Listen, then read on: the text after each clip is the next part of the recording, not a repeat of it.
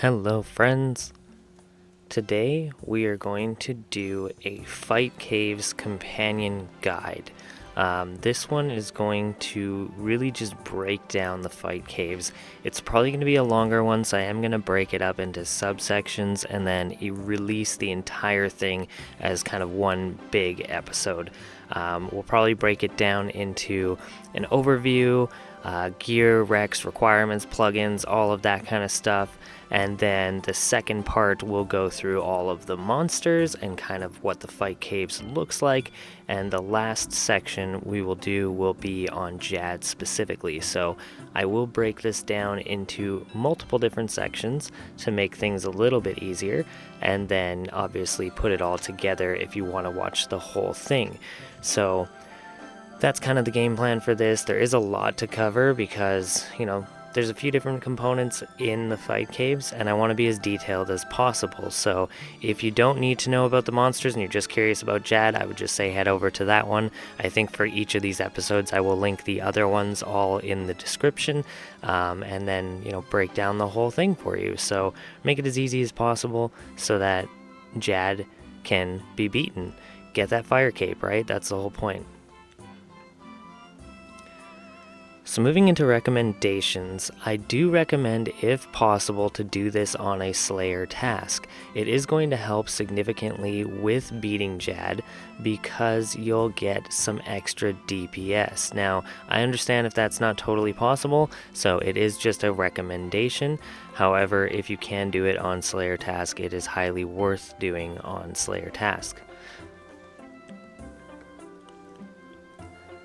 In terms of other recommendations, I do recommend the Fight Helper plugin. So if you have Runelite, there are a couple of plugins that I'm going to go through here that are going to make doing this a lot easier. The first one is the Fight Cave Helper.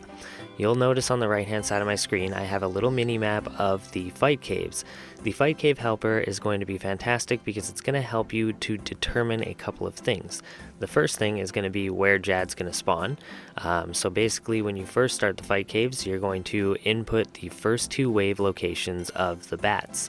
Once you have input the first two wave locations of the bats, it's going to then spit out all of the locations of the rest of the monsters throughout the fight. This is important, one, for knowing where Jad is going to spawn, but two, you can then strategize through every wave as you go along. It becomes super important later on when you're fighting the Magers and you have Rangers and you have Meleers and you have all these different monsters kind of going on. If you know where they're going to spawn, it can help you to figure out where you should position yourself on the map. For me, at my level, I literally just stand in the middle and I tank most of the stuff the whole way through. But when you're fighting earlier on, especially if you're a lower level, you really want to take advantage of Italy Rock. Italy Rock is this little rock over here on the eastern side of the cave. If you use that, you can pin a lot of monsters up against it and then reduce the damage that you take. So just by knowing where they're going to spawn, it will help you determine which side of Italy Rock you should be standing on, and then you can create a bit of distance between yourself and the monsters and save on some much needed prayer pots. So positioning is important. The Fight Cave Helper is going to help you do that, as well as knowing at the very end where Jad's going to be so that you can strategize where you need to be. Ideally, if you're not doing this on task, I would just say enter and exit the cave until you get the wave setup that you want. The ideal location for Jad is going to be in this southeast area here because it's going to force all of his healers to spawn in other corners, which is going to keep them off of him for longer and give you some extra time to hopefully tag them before they get to Jad and start healing him. So ideally, if you can fit him somewhere in this southeast corner around Italy Rock, that's going to be your best bet. I kill Jad wherever he spawns. It literally makes no difference to me. So, I mean, if you're more advanced, you can just, wherever Jad spawns, just kill him and you'll know where he is. But earlier on, I'd say if you're not on task and you're trying to get your cape, I would recommend just going in and out of the cave until you get the Jad spawn that you want. And once you have the Jad spawn that you want, then proceed with the Fight Caves. Another incredibly useful plugin is going to be the NPC Indicators plugin. Now, once you add it, you'll go into settings and then type in the mini healers for Jad. The reason that I recommend that you do this is because it will tag them. Mine is a blue highlight, but you can change it to whatever color you want. It will tag them in that highlight color and makes them much easier to see. When you're in the fight caves, everything's kind of black and orange, and the healers are wearing dark black robes, so they kind of blend in. They're so tiny and you may not actually see them all, so this will highlight them on your screen, make it much easier for you to see them, tag them, and get them off of Jad before, you know, they heal him too much. So another super useful plugin that I would recommend. The only other thing to do and to note is that if Jad is somewhere you don't want him to be, what I recommend that you do is drag the orange major at the end on the 60-second wave. So kill the red one first, and then go and find a spot where you want to be optimally, so that when Jad spawns, you're safe. So in this particular example, because Jad's going to spawn in the south here, I would drag the orange major all the way up over here and down into this corner, and then kill it. This is going to leave me on the northern side of Italy Rock, and it's going to mean that Jad spawns here. Jad will automatically tuck down into this corner, which means that I'll have a separation point between myself and Jad. That's going to give me a small break to breathe before I actually fight him. So that gives you time to eat, pot up, make sure everything is ready to go, and to calm your nerves. Because, you know, the first time you fight Jad, there's going to be a ton of anxiety. You're going to be like really amped up, and you're going to be shaking and messing stuff up, and that's what's going to cause you to lose the fight. So just by having a chance to take a minute, you're going to have a much better run through of the Jad scenario. So I do recommend on the 60-second wave to drag that orange mage. If he had spawned down here, I would drag him up into this corner because I know Jad's going to spawn here. Same thing if he's over here, I'm going to drag him down into this corner. Basically put one of these big pillars between yourself and Jad, so that when he spawns, you have a few extra minutes to just calm down, get yourself set up, make sure you're full health, make sure your prayer's good, and then you'll be good to go. Why is Jad considered difficult? Jad's really not that hard. If you think about it, it's probably an easier boss. I know it sounds ridiculous if you're having struggle and while we're watching this, you're probably like, well, what do you mean? Jad is super hard, but you actually have a tremendous amount of time between your prayer switches. You've got lots and lots of time, if you really think about it, to make your switch.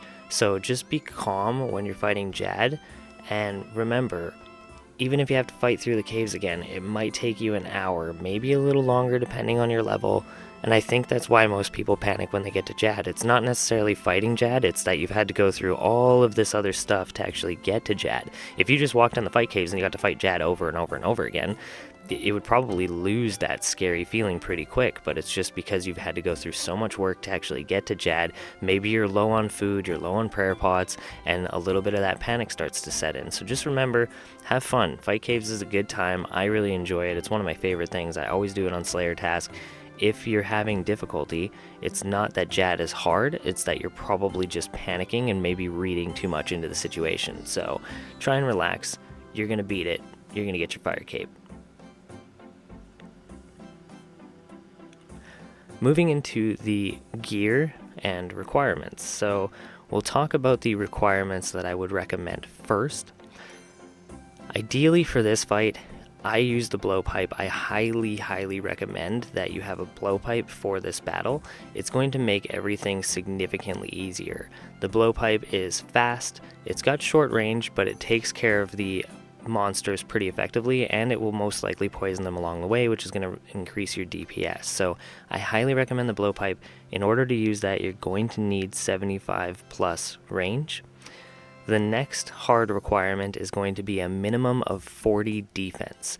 The reason that you're going to need 40 defense is because at the very least you should be wearing a set of blessed D-hide.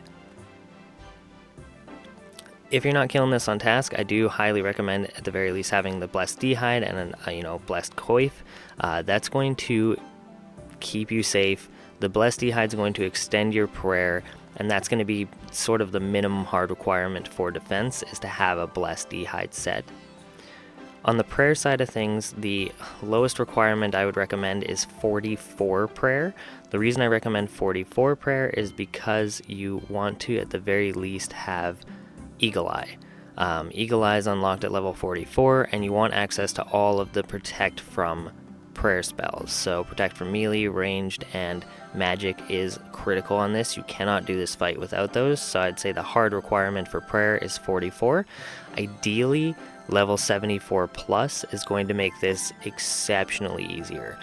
Rigor just hits way harder. It's much superior to the Eagle Eye prayer because it not only buffs your ranged, but it's also going to give you a little bit of extra defense, which is going to help with the later on stages of the fight.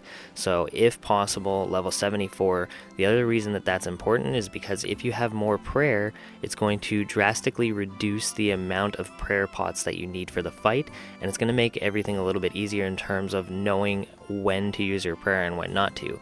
Like, I typically bring a ton of prayer pots with me in there, and I always have left over because my prayer is higher at level 77.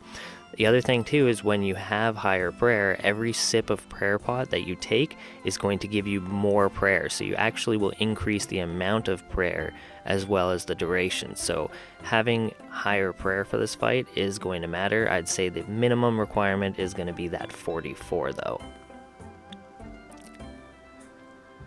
On the gear side of things, I have a budget setup and then I have a more expensive setup, and I'll run you through them both. So on the budget side of things, this one's going to come in at around 10 mil. I always like to have a budget setup because if you don't, it's going to be, you know, it might be hard. Maybe you don't have access to all of the, you know, the GP that you need. So the budget gear setup I have on the screen now is going to come in right around 10 mil for you. On this setup, we'll go through everything that's here. I've got a set of Blessed D'hide. I am rocking the Blowpipe, which I highly recommend. An Amulet of Fury. We've got the Ava's Accumulator. Armadale Coif. If you're doing this on Slayer task, put on the Slayer helm. Make sure that your Slayer helm is imbued, or if you're not using a Slayer helm, a black mask that is imbued. Otherwise you won't get the range bonus and it's pointless to wear while you're in there. Archer's Ring, highly recommend. Barrow's Gloves or your next in slot, you know, if you don't have Barrow's Gloves, Dragon Gloves, and then all the way down Rune, etc. And then, you know, that's pretty much it on the budget side of gears. This, like I say, costs about 10 mil, so it's not massively breaking the bank. It's pretty reasonable in terms of its overall costs, but it is going to help you with getting through the fight. So I would say this is kind of your base setup recommendation. Like I say, coming in around 10 mil. And then, of course, your weapon for the Jad fight that I recommend, I use a crystal bow at the minimum. I actually use Venator bows now, but I'll walk through why I use this. So the reason that I swap out on the Jad fight is not to kill Jad. I literally only switch this out for the healers.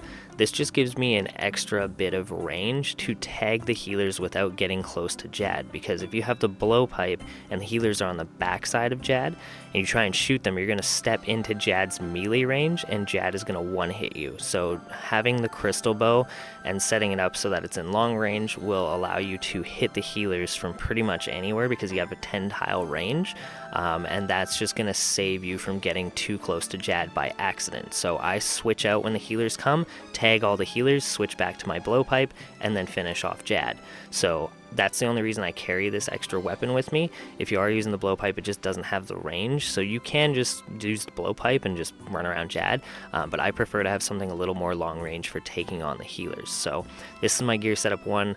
Like I say, it's going to come in around 10 mil depending on prices when you watch this video, but it's not going to be breaking the bank, and you can definitely beat Jad with this setup. I beat Jad the first time with this exact setup here: Blowpipe, D'hide, Fury, Slayer helm, the Accumulator, Archer's Ring, the D'hide boots, and then my Barrow's Gloves and my crystal bow to tag the healers. So yeah, the other advantage with the crystal bow is you don't actually need any ammunition here, so you can rock a Rada's Blessing or another blessed prayer bonus in the ranged arrow slot. So moving into setup number 2, this one's going to be quite a bit more expensive. Ideally, if you have the money, like Armadillo or Missouri is going to be your best in slot here. A Necklace of Anguish is going to be massive. I use a Robin Hood hat if I'm not on task, which I rarely am. If I'm on task, this will be replaced with the Slayer helm. We've got dragon arrows. If you can use dragon arrows, I would highly recommend. I've got the Ava's Assembler, and then my D'hide boots you could swap out for Pegasus. Archer's Ring imbued, and then Barrow's Gloves. If you have the money and the ability, you could upgrade these to Ferocious. You could change this out to Missouri. These could be Pegasus, like I say, and that would give you much better DPS.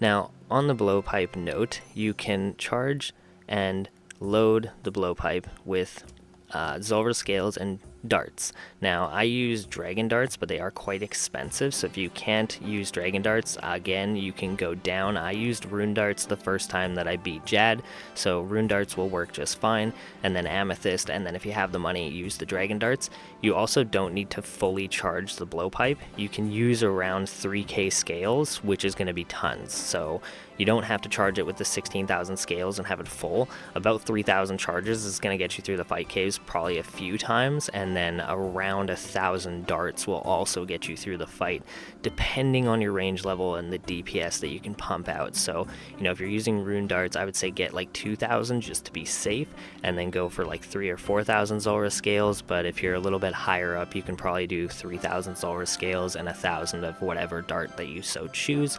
If you are worried about the GP side of things, maybe just go get a little bit more GP before you take them on and get up to that 2,000 darts and like 4,000 or 5,000 scales. Last thing you want to do is run out of ammo at Jad and then have to redo the whole fight cave. So now the last thing to talk about is going to be your inventory setup. Now this is going to range a little bit for everybody depending on what it is that they're bringing into the fight and their levels and requirements, so this is not a hard you should do this exactly as I do. This is one of those things that you can kind of change it up depending. So for me and my levels, I very rarely take damage. I know the fight caves quite well when I'm in there, so like I almost never take damage, so I don't carry that many Ceradom and Brews.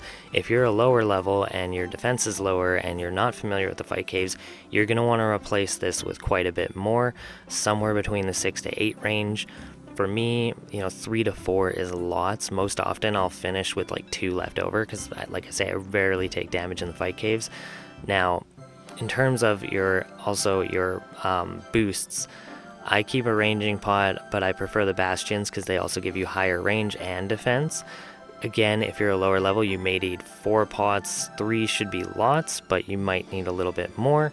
And then lastly, your super restores, just make sure you fill up with as many of those as you need. So for me, I go in there, I very rarely take damage, and I pray rigor for like most of the fight caves, so I hammer through super restores.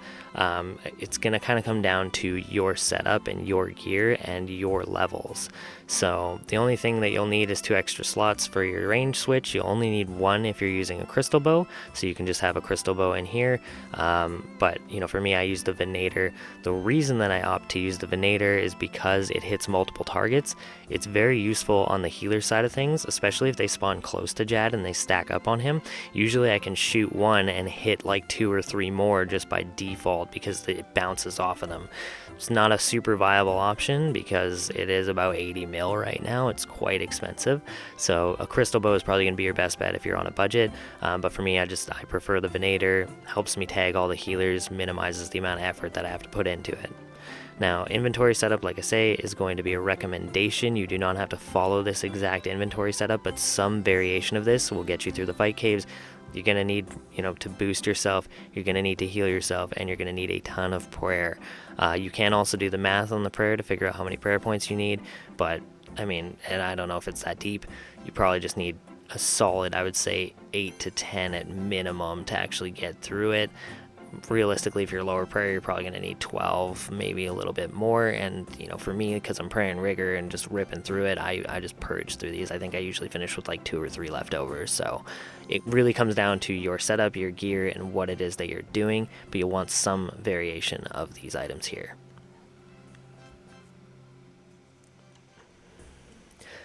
So there you have it. That is my incredibly detailed breakdown of the intro, requirements, recommendations, some tips and tricks, the gear setups, and the inventory for fight caves.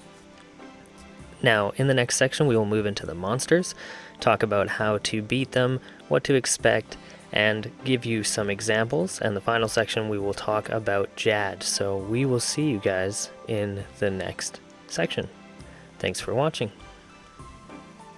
and give you some examples, and the final section we will talk about Jad. So we will see you guys in the next section.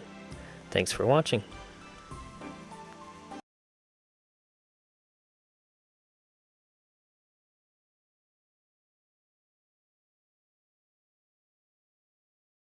Hello friends, welcome back to this second part of our guide for Jad. We are going to be covering on this part how to get there and the monsters that you'll be facing in the fight caves. So a number of different things to go through on this part of the guide. First things first, how are we going to get there? There's two ways that I know of to get there. One is with an Amulet of Glory, and two is with a minigame teleport. I will show you both. You're basically just going to want to rub your Amulet of Glory and then head over to Karamja in the first option here. Once you're in Karamja, you will appear on the kind of northeastern part here where the symbol is, and you're going to run over to this Karamja dungeon right here. So we're going to head over there now.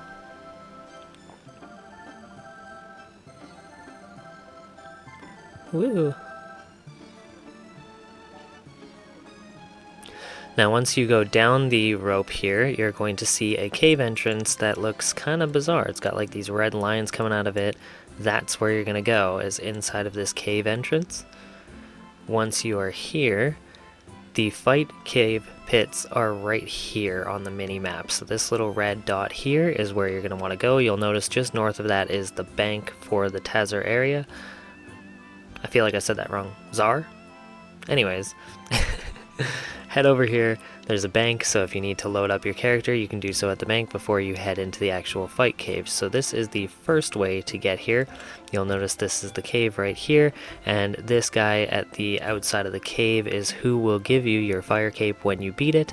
You can also exchange your fire cape here to get another chance at the pet if you don't pull the pet and you have multiple fire capes. So you can go ahead and give it back to this guy and you get another roll at the pet, which reduces the odds on getting Jad pet. The second option is to go over here into your mini game tab, and what you're going to do is select the grouping tab, go into select an activity and scroll down to Tazr Fight Pit, click on it and then hit teleport. Your character is going to do a nice little teleportation animation. Buffering.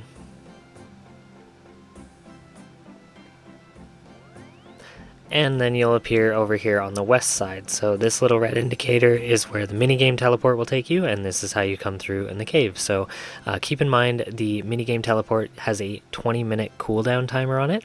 So if you've used it recently, you may not be able to use it again, and that's why I showed both options, because you might have to use the glory and run over if you happen to teleport and need to teleport again. So those are your two options to get to the Tazr Fight Pit. They're both going to work great, so use those to get here. Now, moving into the monsters. There are a number of different monsters to talk about here, so I am going to do my best to cover them and probably throw up some examples here in the video. We will start with the first monster, which is a bat. I will also link all of these monsters in the show notes, so you can definitely take a look at them there as well. That's going to help you with kind of learning them, and then it'll get a lot easier as you go along. So you can take a look at that if you need to. I will go through each one here as well. So the first monster is what I call the bat. I'm not going to call them their actual names because I honestly don't know how to pronounce half of them. The first one is a level 22. It's a bat, and you want to kill this guy pretty quickly. The reason you want to kill the bats as soon as you can is because every time they hit you, whether or not they deal damage, they are going to take a prayer point away from you. Prayer points are going to be incredibly important during your grind through the fight caves, so if you don't have enough prayer, you're going to struggle. So killing the bats early is super important, otherwise you will get messed up by their prayer draining effect. They're not hard to kill, they have not very much HP, I believe 10 HP, so you for the most part can one-hit these guys, but make sure you prioritize them. They are a higher priority monster, or trap them behind other monsters so they can't get to you, deal with the other monsters, and then kill them off. Just make sure that they're not hitting you, because they will drain your prayer. The next monster that you're going to have to worry about is going to be the Blobs. I call them Blobs because that's literally what they look like. They look like big blobs with arms. They are melee based fighters and they are low priority. They don't hit very much. I think they've got like a max hit of 7 or something like that. I'm pretty sure it's 7. They basically don't do any damage, so they're not really worth dealing with until you deal with the other ones. They're pretty low on the priority list. You can get them stuck behind other monsters, but even if they do get to you, the odds that they're going to do very much damage is pretty low. If you have really low defense, they may actually hurt you, but they're pretty weak. They're very weak, honestly, so I wouldn't worry too much about that. The only other thing to note about these guys is they do have a ring of recoil effect, which means if you attack them with melee, they will reflect 1 point of damage back, regardless of the damage inflicted. So these are best dealt with mage or range, and not melee, because I guess they could slowly drain your health throughout the fight. But I mean, really, these guys are like not a concern at all. I barely even register the Blobs. They're pretty dumb. The only thing is that once you kill the level 45, it is going to split into 2 level 22s. So it's going to turn from a purple guy into 2 smaller little orange guys, and then you'll have to kill those as well. Those guys have 10 HP, so they're not hard to kill. They're just like the bats. But just keep in mind that once you kill the level 45, it is going to split into 2, and then you're going to have to kill the 2 smaller blobs. The next monster that you're going to have to tackle is going to be the Rangers. Now, these guys will start to hurt you. Earlier on, when you're just fighting them, I do recommend prayer flicking your range prayer, or, in my case, I just turn my range prayer on if I need to. At my level, they don't really hurt me that much, but if you're a lower level, these guys can stack up some pretty aggressive damage. They have a maxed 14 hit with their ranged. They do also have a melee attack, so if you stand close to them, they will punch you in the face. So if you're, protecting from range, stand back. They will only ever try and range you unless you're close to them. If you're close to them, they'll try and punch you. Keep in mind, they have a very high range, so these guys are a high priority, especially when the mage is out. When the mage is out, you're going to have to keep your protect from magic prayer on at all times, which means that these guys can dish significant damage if you don't take care of them quickly. So when the mage is out, for sure, these guys need to be a high priority, because they have a huge range of 15 tiles. They can hit you from very far away, and with a maxed hit of 14, they can do significant damage if you don't get rid of them. So make sure you prioritize these guys, take care of them as soon as possible. The next monster that we need to look at is the melee healers. So these guys are starting to get up there, combat level 180. They show up after you kill the 2 rangers, then you'll start getting meleeers, and then you go through the whole cycle again. Right around wave 15, that's when you'll first see the meleeers. Now, the meleeers can hit pretty hard. They can hit you for a max hit of 25, so I recommend using Italy Rock. Now, what is Italy Rock and why am I talking about it? Italy Rock is inside of the fight cave, and it's right here on my map. It's this little boot looking shape. It kind of represents the same look of the geographical topography of Italy. That's why it's called Italy Rock. The important thing with this rock is there's 2 spots right here and right over here. I have the tiles marked in the cave, so don't worry, I will show you that later, that you can stand on, and the monsters will actually get stuck on the other side, which means that you can position them in such a way that they cannot hit you. That's going to be important for these meleeers. What I recommend that you do is position the meleeers on one side of Italy Rock so that you can kill them without having to pray. So that way you can just kill the meleeers. The other reason it's important is because if they are within melee distance, even if they're not hitting you, they are still going to heal themselves and the other monsters. So if they can't hit you, they cannot use their healing spec. If they can hit you, they're going to also heal themselves and the other monsters. So highly recommend that you safe spot them so they can't use their healing, and so that they can't hit you with their 25s if you're not protecting from melee. The next monster on the list is the one that you really need to be careful of. It shows up at wave 31, and this is the Major. It's a big guy, it's got a very hard hit, can hit you for a 52 with magic and a 54 with melee, so stay away from them. it will only try and melee you if you're within its distance, so if you stay back, it's only ever going to try and shoot you with magic, which is why you just keep your protect from magic on and you'll take 0 damage. These guys can be a pain to deal with, so I recommend killing everything else off that can hurt you and leaving this guy till the end and then killing them, you know, that way you're not worried about it, because if you have protect from magic on, they're not going to do any damage to you anyways, and they're only going to shoot you from a distance. So I would literally ignore these and kill off the rangers, the healers, and the prayer bats before I dealt with the magic guy here. The only other thing that's important to note is that at some point later on, 62 is the wave, there's going to be 2 of them. There's going to spawn 2 of the magic healers. One is going to be red, the other one is going to be orange. The orange one will indicate where Jad is going to spawn. So if you have orange one, make sure you take a note of that. The other way that you can know where Jad is going to spawn is on wave 3. Wherever the blob, the very first blob on wave 3 spawns, that's where Jad is also going to spawn. So if you happen to miss that, later on wave 62, you are going to see a red major and an orange major. I've already talked about dragging the mage in my last video, so just make sure you watch that part. But wherever the orange one spawns, that is where then Jad will spawn on wave 63. So that's the important notes on the major. And that's pretty much it, with the exception of Jad. I am not going to go through Jad on this part of the video. I am going to do a Jad only, Jad specific video, and I will cover Jad and the mini healers in that video there. So this one is all about all the other monsters that you'll see in the fight caves. Hopefully this will help you deal with them when they show up. Honestly, they're not too complex. When the rangers are out, prioritize them. When the healers are out, trap them on Italy rocks so they can't hurt you or heal the other monsters, and when the mages are out, protect from magic at all times. Don't ever turn it off while the mages are out, or it could be the end of your fight. And that is pretty much all that you need to know. If you have any questions about any of these guys, throw your questions in the chat. More than happy to answer them, walk you through anything, and yeah, I hope this helps you out. Alright, good luck guys. We'll see you in the next section.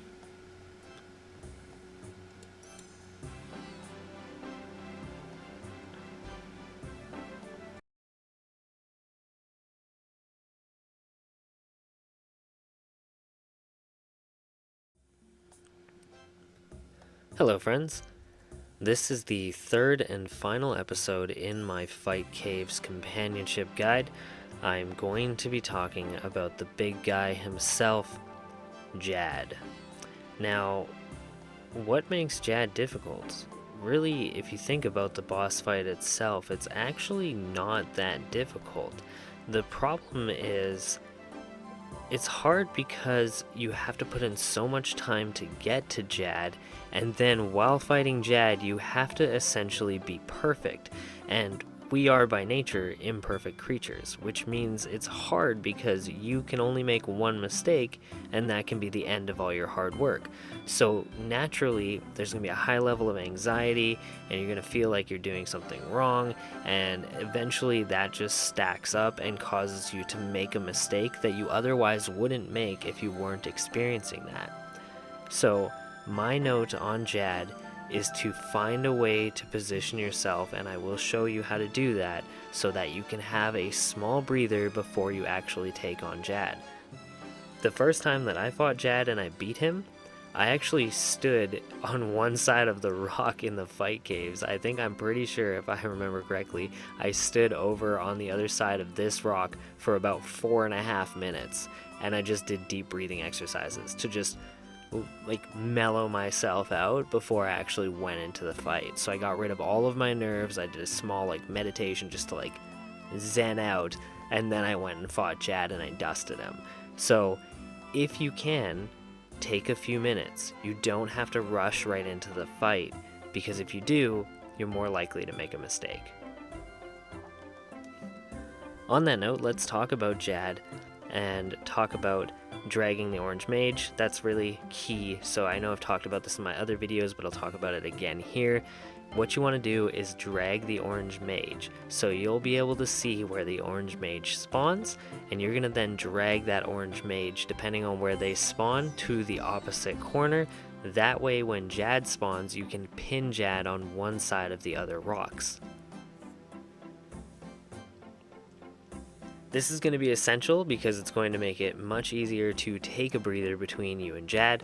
You're going to be able to eat, take your potions, set your prayers up, make sure everything is good, make sure you're calm, level-headed, and then you can jump into the Jad fight. So dragging the orange mage before you get to Jad is going to be very, very important. I highly, highly recommend it. The only other real tip I have before we go into the actual guide on the Jad fight is just to breathe, relax. Even if you make a mistake, you can go back. It's not the end of the world. Yes, does it suck? Yes, absolutely. You have to waste another hour? Probably. But is it the end of the world? No. And eventually, you'll get it right. And the only way that you learn is by making mistakes. So, make the mistake, get dusted by Jad. It'll happen to you a couple of times. But as long as you don't give up, I promise you will get the cape.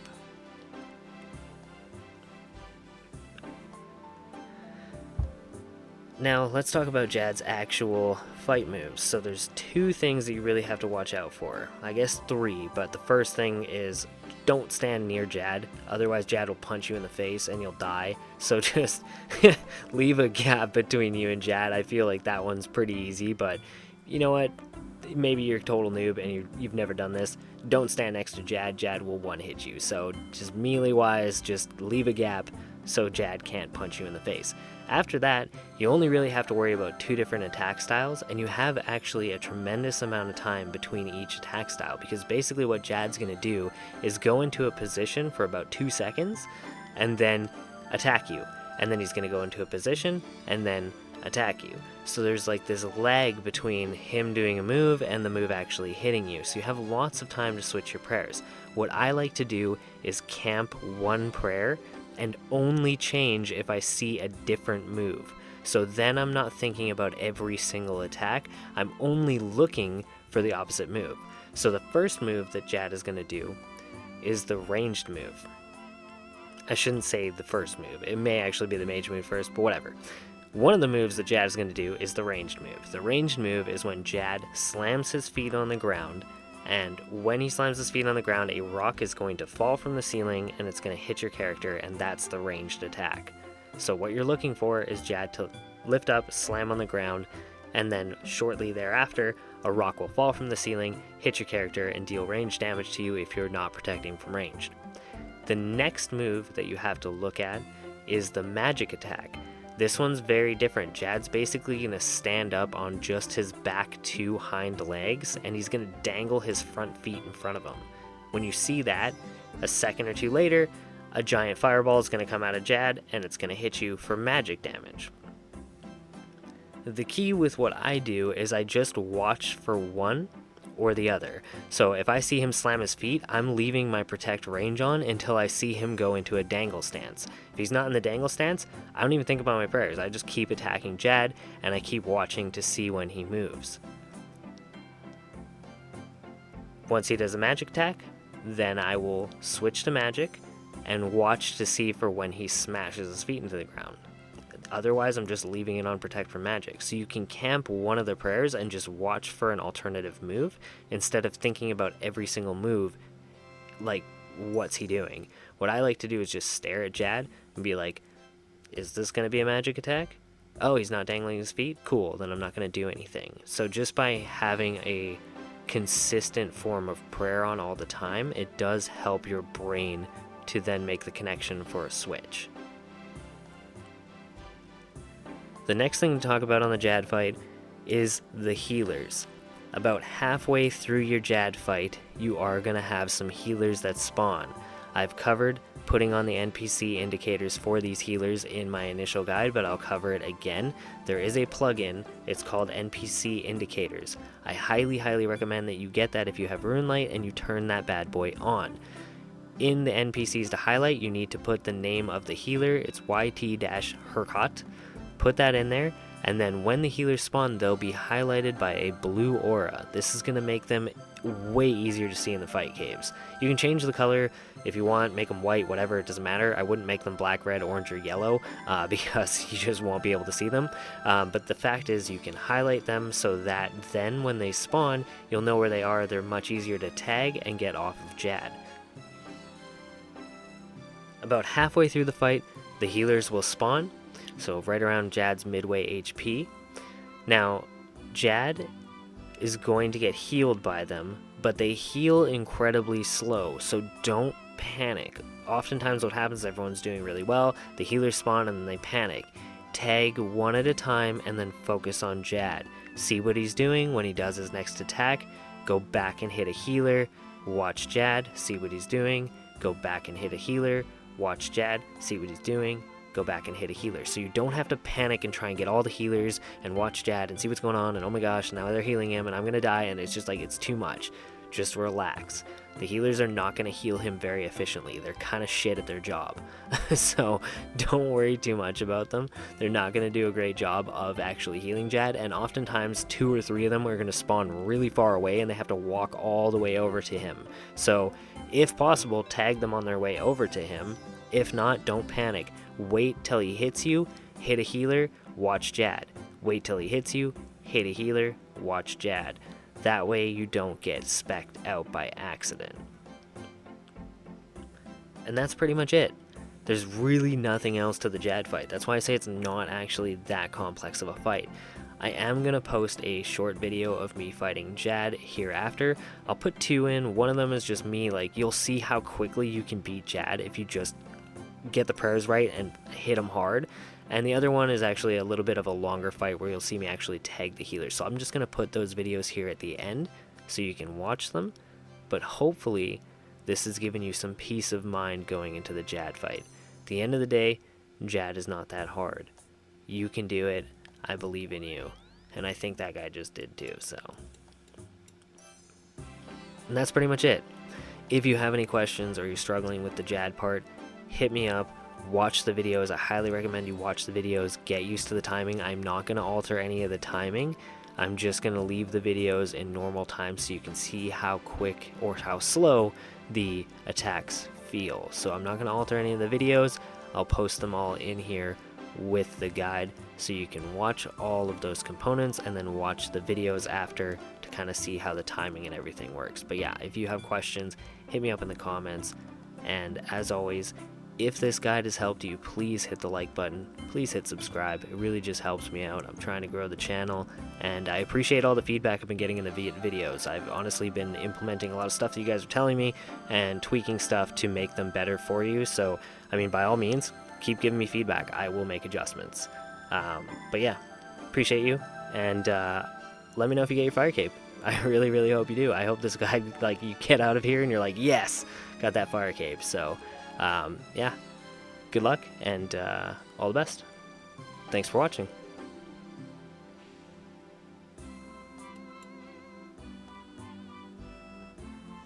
Okay, so on this wave, watch where the orange one spawns. The orange one spawns way down here in the corner. Now what I want to do, because I know where Jad is now going to spawn, is I want to strategically position myself in a safe spot that's going to give me a second to recuperate after I kill the Majors. So what I'm going to do is run over here because I know Jad's going to spawn over there.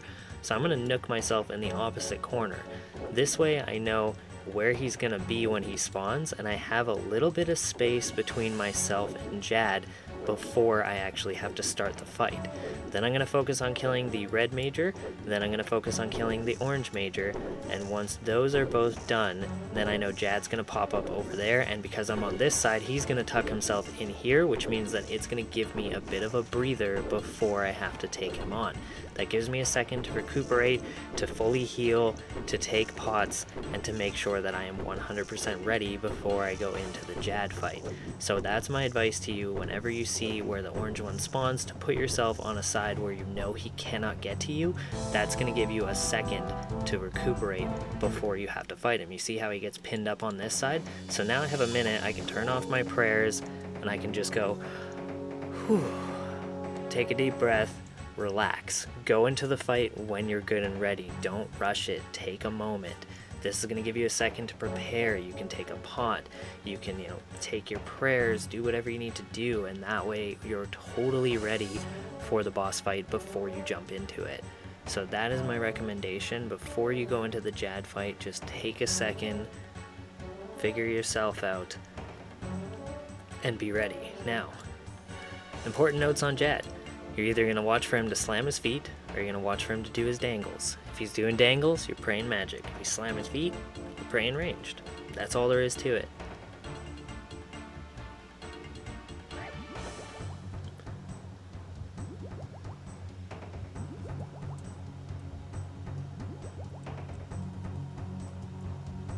Okay.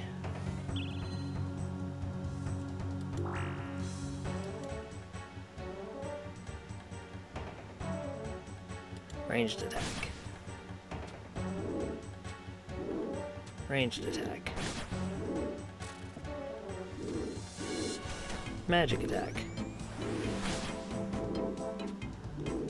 Ranged attack. Ranged attack. Magic attack. Done.